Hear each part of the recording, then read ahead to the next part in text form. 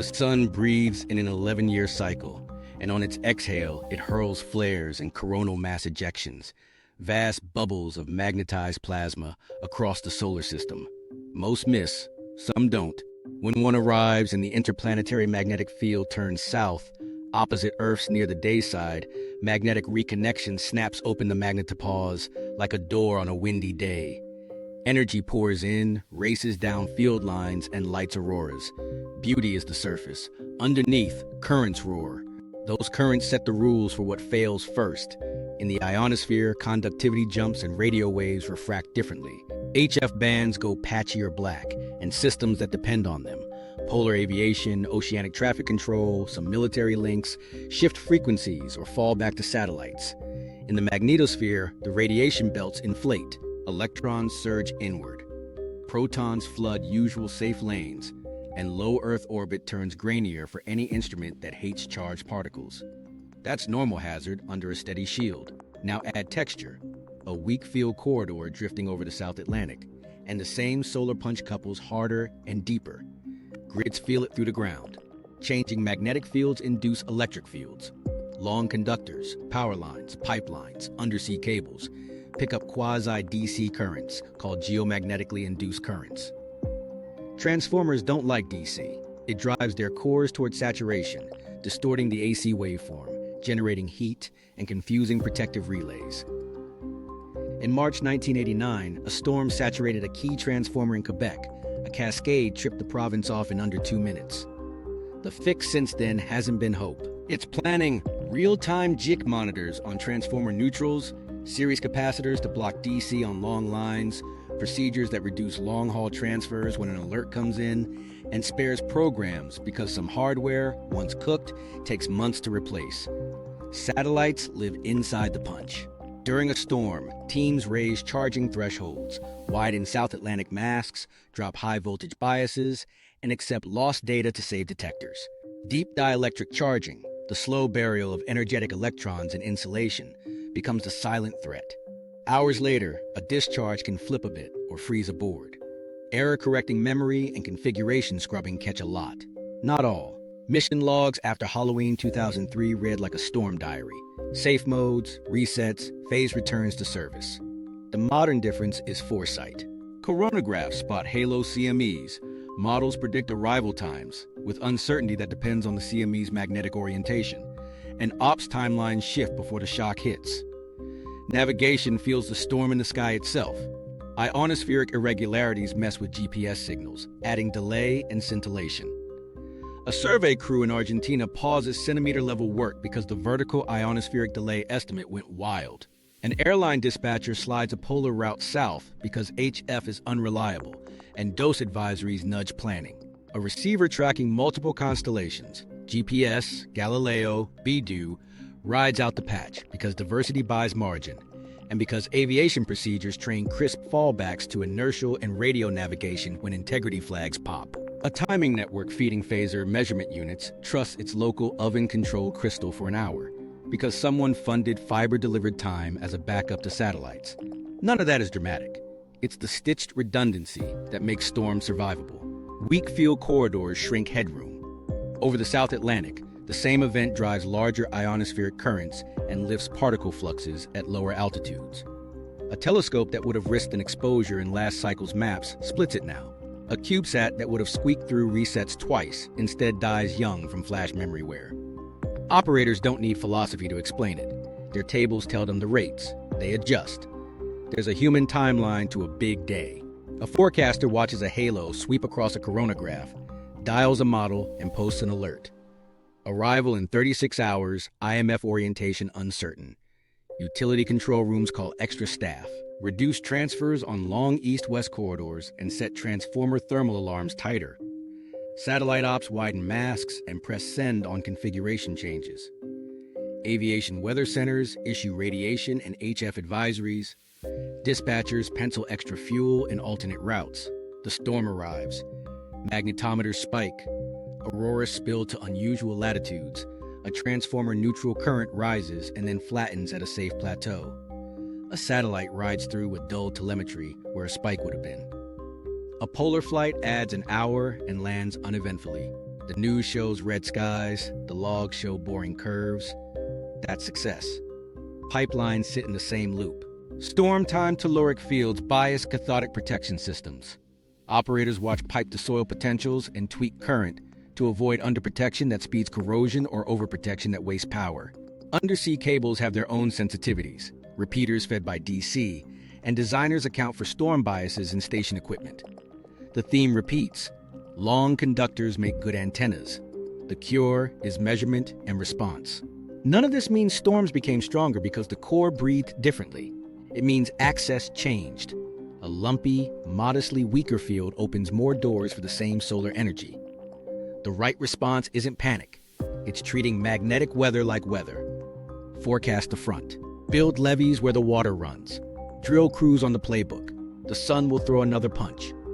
Our job is to make sure it lands as a long night at work, not a morning without power. The weird old skies, excursions and reversals in the record. To know how strange the sky can get, you have to read time written in rocks, ice, and clay.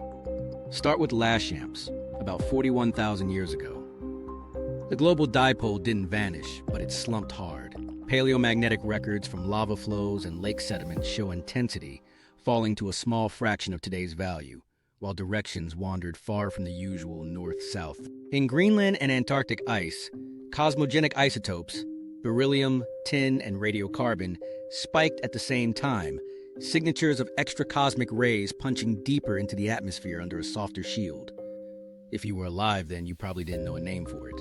You might have seen auroras at latitudes where stars usually kept their color, a quiet strangeness folded into ordinary nights. Here's what didn't happen. There's no evidence of extinction tied to the Lashamps excursion. Plants and animals adapted. People kept making tools, painting, crossing water.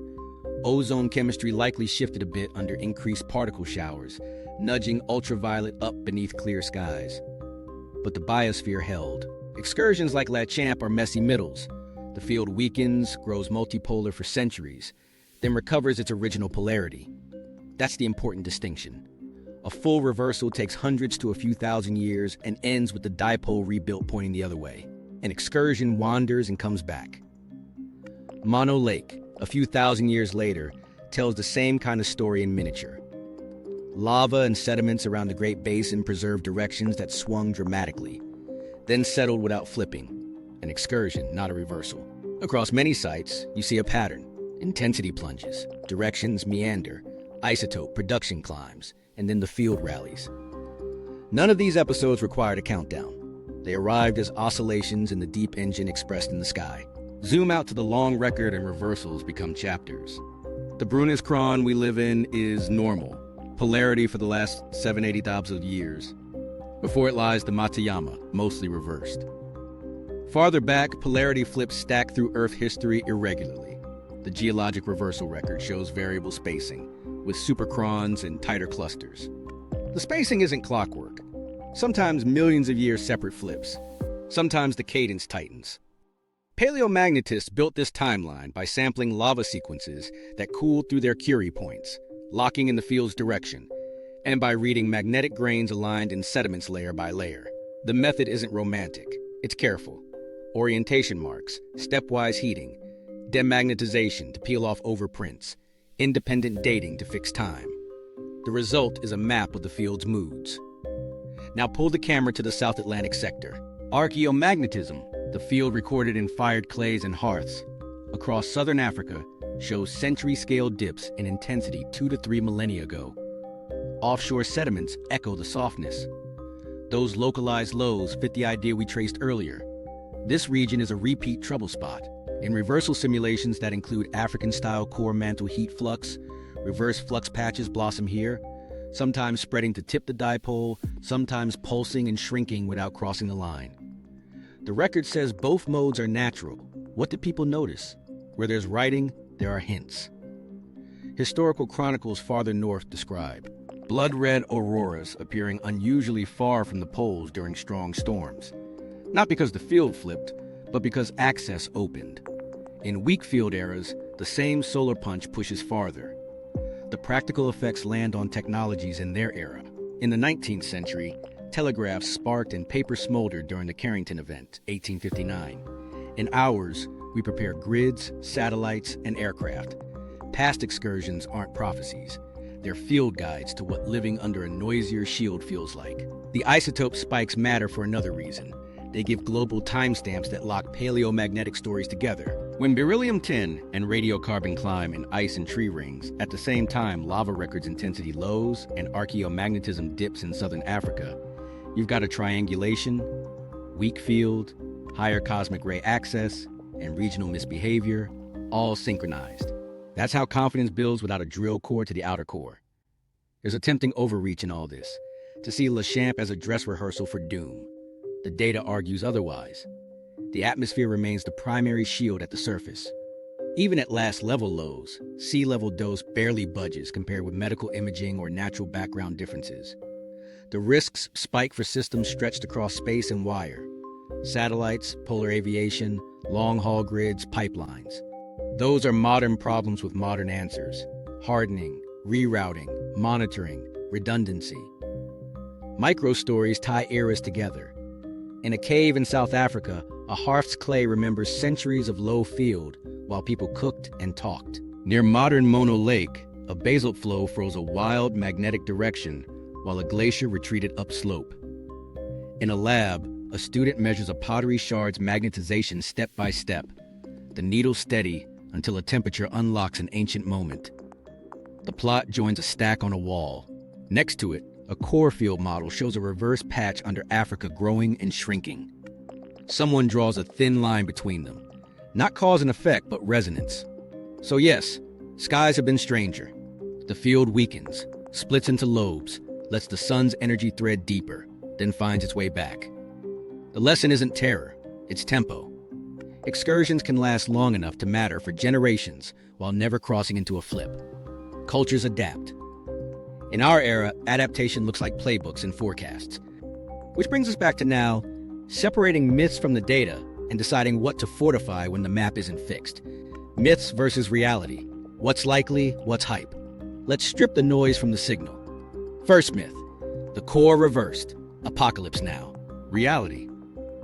The inner core's reversal is a decadal change in relative rotation, not a flip of the planet's spin or a geodynamo shutdown. It nudges length of day by milliseconds and likely modulates magnetic torque. That's interesting physics, not a trigger for mass failure. The field we live inside is driven by the liquid outer core. Its long-term behavior doesn't hinge on the inner core swinging a few tenths of a degree per year relative to the mantle. Second myth, the South Atlantic Anomaly means a flip is imminent. The anomaly is a regional weak zone that has waxed, drifted, and split in recent decades. It matters for satellites and high-altitude operations now. But paleomagnetic and archaeomagnetic records show southern Africa has been a repeat trouble spot across millennia without the planet flipping every time. The SAA is a hazard band, not a countdown clock. Engineers are already flying it like weather. Masks, hardening, smarter autonomy. Third myth, Schumann Resonance spikes prove time is speeding up. The Schumann modes vary modestly with lightning, season, and ionospheric state, and they're useful for remote sensing. They don't jump to 120 hertz, and they don't compress civil time into 16-hour days. Perception is psychological. Timing networks are atomic. The real link between field noise and live friction is operational. Disturbed ionospheres, HF blackouts, nav noise, reroutes, and brief timing holdovers. That's logistics, not metaphysics. Fourth myth, magnetic north racing equals collapse. Pole wandering accelerates when non-dipole structure grows, but fast wandering has happened before without a reversal. It's a symptom of complexity, not destiny. Core flow inversions from satellite data accommodate it without demanding catastrophe.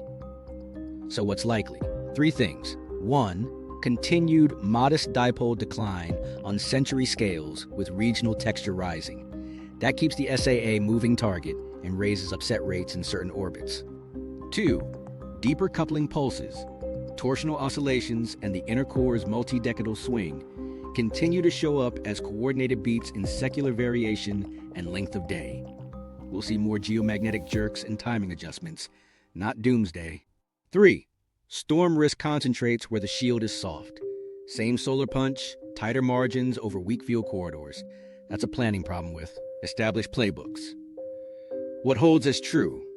Satellites will earn their lifetimes by design, not luck. Rad-tolerant memory, configuration scrubbing, shielding around clocks and high-voltage front ends, and SAA-aware scheduling are the difference between a mission that retires gracefully and one that dies in a reset spiral.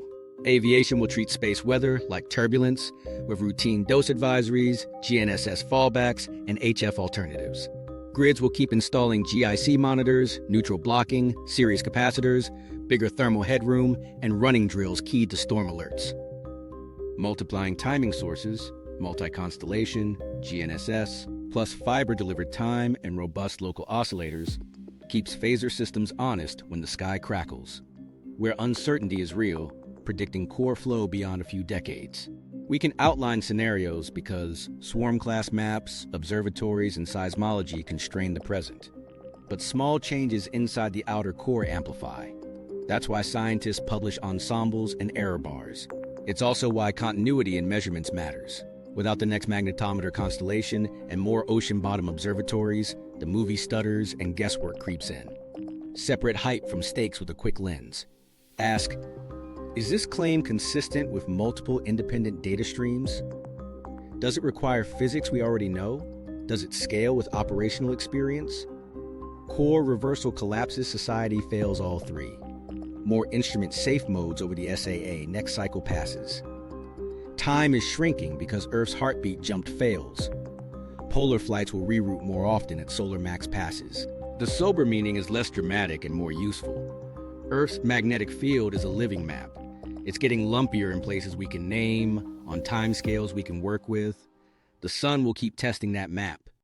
Our job isn't to panic at every headline. It's to keep watching the core breathe, keep the clocks honest, harden the edges, from mildly messy to full excursion. Think in playbooks, not prophecies. Over the next century, 4 futures bracket the odds, each one a different mix of core mood, field texture, and human response. Scenario A, baseline messy. The global dipole keeps sliding modestly. The South Atlantic Anomaly broadens, splits, and drifts like a slow tide. Satellites treated as moving weather. SAW-aware autonomy becomes standard. Instruments powered down automatically on geofence timers that update in orbit. Memory scrub rates rise on approach. Star trackers fuse gyro data more aggressively through the lobe. Constellations route tasks to birds in cleaner lanes. Radiation-hardened parts move from nice-to-have to default on long-lived missions. Upset rates climb but flatten under better design. Aviation turns space weather into routine.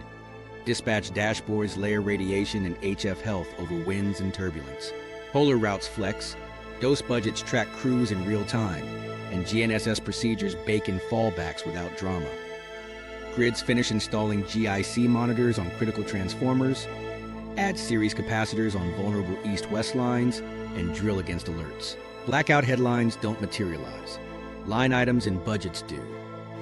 The world notices mostly in the way quiet competence feels. More advisories, fewer surprises.